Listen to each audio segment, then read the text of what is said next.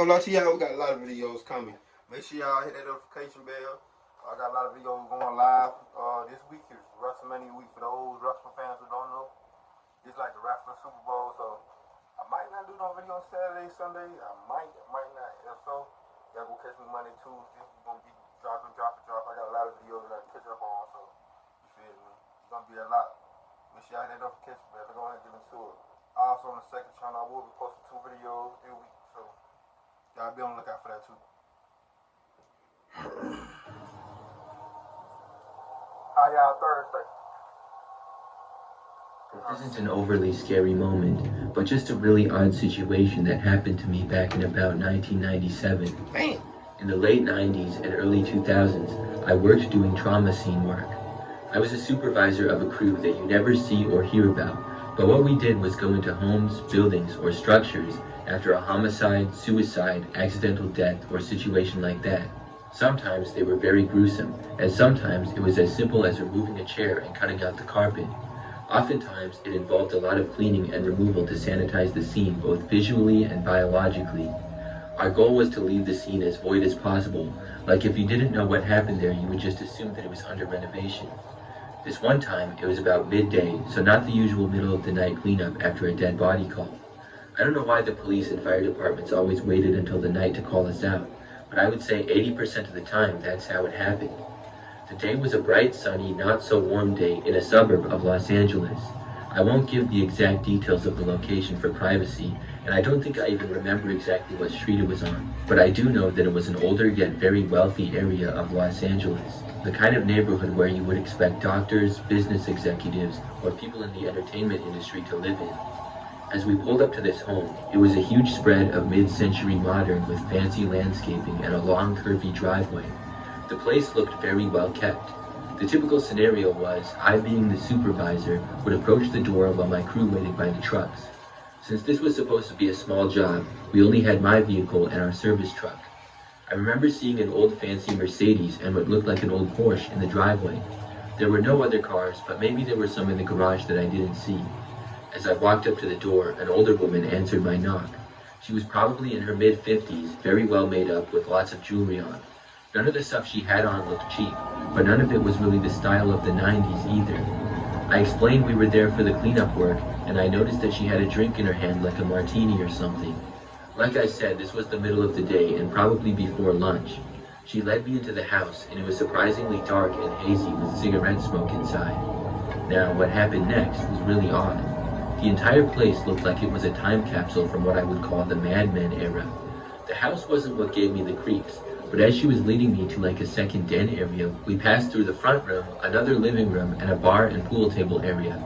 Like I said, this house was huge, but there were a ton of people in the house, and the best way to describe them was that they all looked like characters from some early 1960s movie.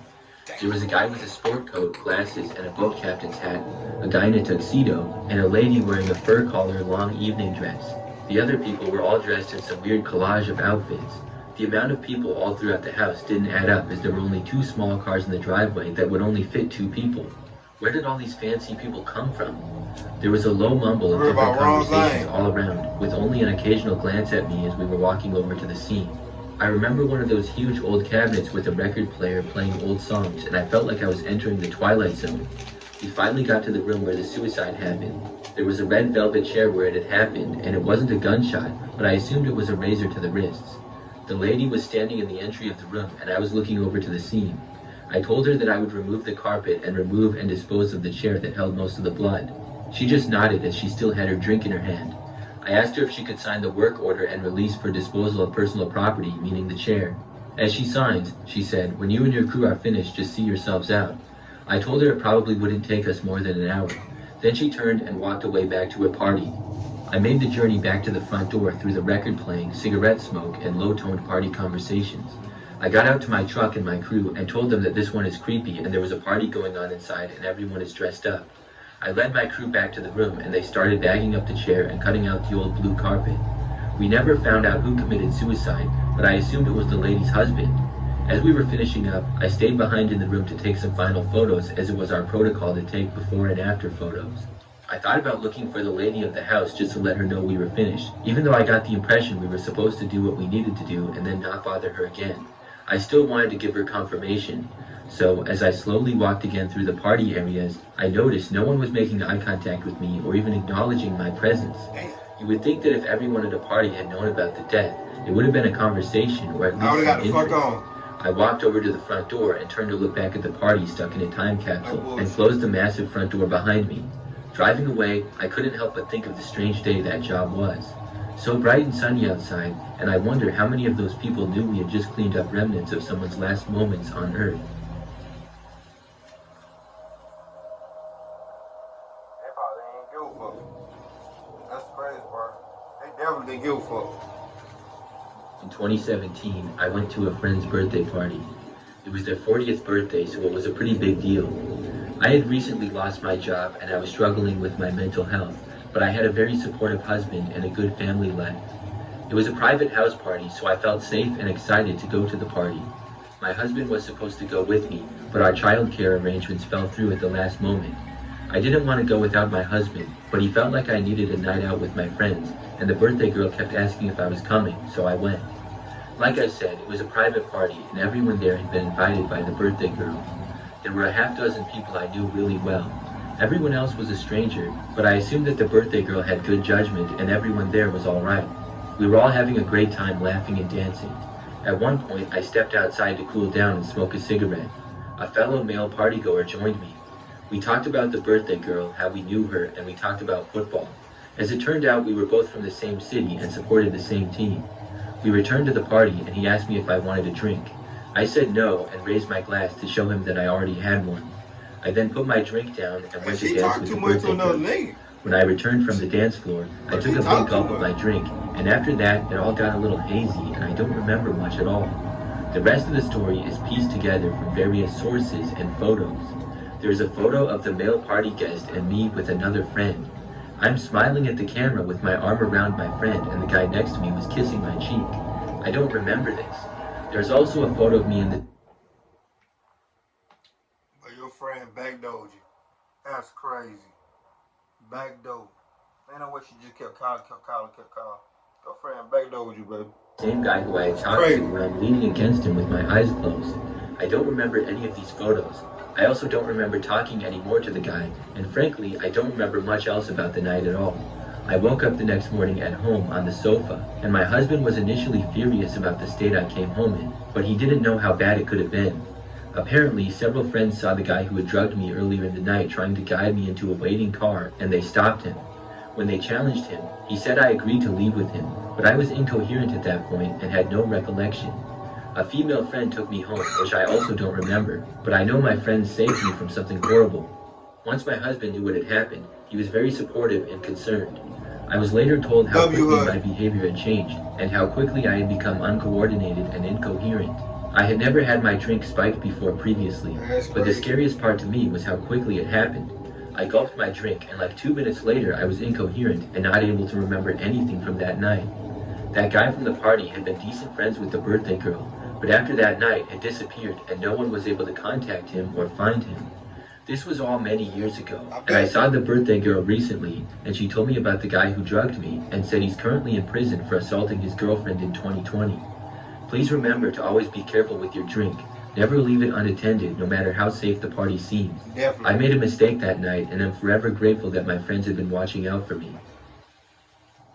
Definitely. Y'all females watch y'all drinks. Me personally, I would have found that nigga. Do that my wife? Did you trip? In 2010, I was 21 years old, and I was having a chaotic summer. I had taken a break from my college courses and started working a full-time and part-time job. I worked part-time at a grocery store, which is where I met a lot of people, and got to even go to some parties with some of these people. I was the type of person that if you put a drink in my hand, I was going to be smiling and having a great time. It was about mid-July, and I had just gotten off of work at the grocery store. I called my buddy up that worked at the store with me to see if he wanted to grab a drink or two. I'm talking about, when I started the video, I said I might not do a video Saturday and Sunday. I forgot, Sunday is 420. And Easter.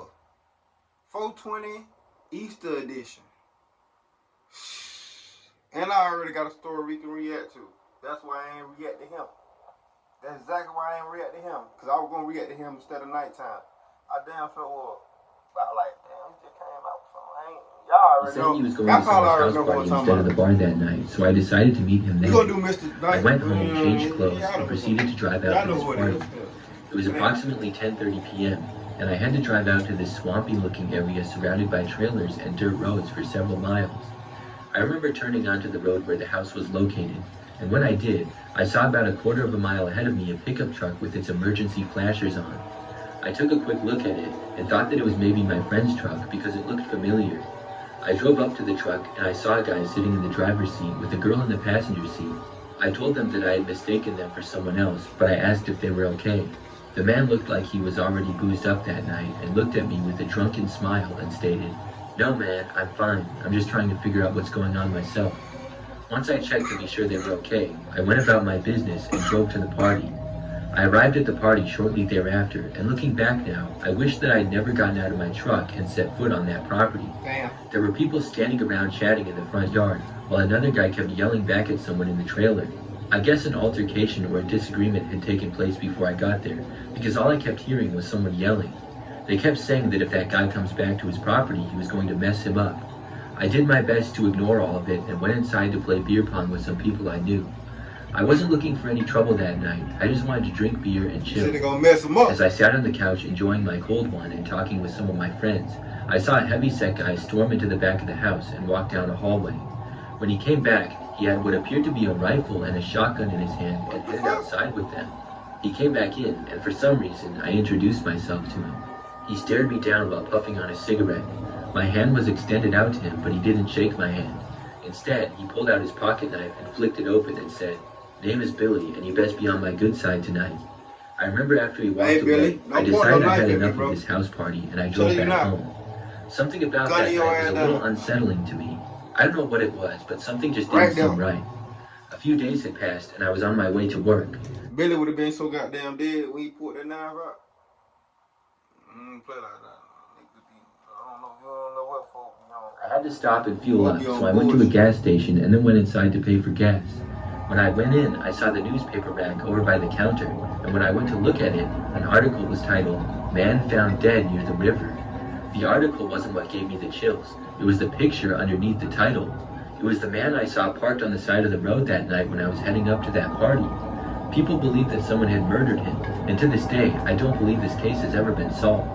I think back to that night, sometimes wondering if I was just in the wrong place at the wrong time. But I also think someone at the party may have had some sort of involvement in the killing of that man. Sometimes I wonder if Billy was the man that murdered this guy, but I don't know. I did see him with weapons that night and in an aggravated mood, but that doesn't mean for sure he did it, which is probably why the case was never solved. What I do know is that after that incident, I was very careful about who I hung out with on the weekends. Yeah,